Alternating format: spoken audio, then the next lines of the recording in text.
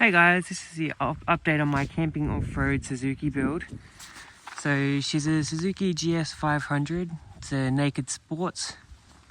The first upgrade we'll go through first, we'll start at the back, is my auxiliary battery box. So we've got a 12 volt power outlet, beautiful switch here to turn everything on and off, and a altimeter. You probably can't see the thing there, but it says 12.5 for anyone wanting to know.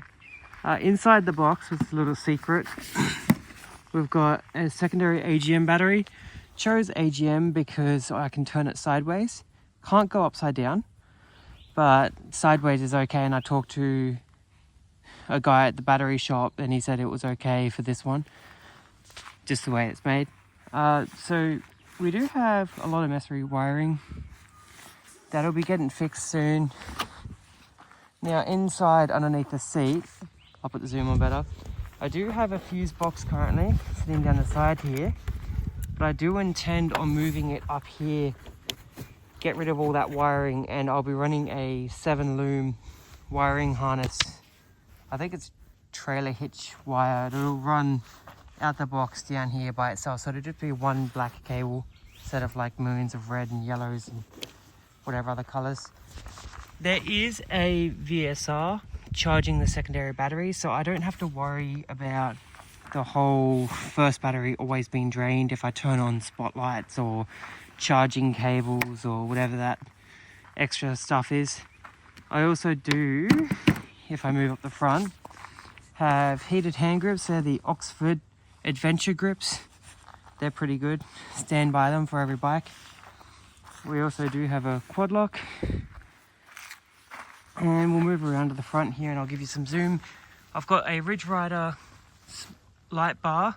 I did mount it kind of funny. If I can move over here a bit, just chucked a bracket in there and strapped it down. I will be fixing that later on, as I'll be intending on putting a proper windshield on it. So I might potentially drop the light bar down here, so it's, you know, not as dorky looking. And probably we'll have to cut the strapping down as well for that. I do have that complemented with the 2 spotlights, which are on their own wiring harness.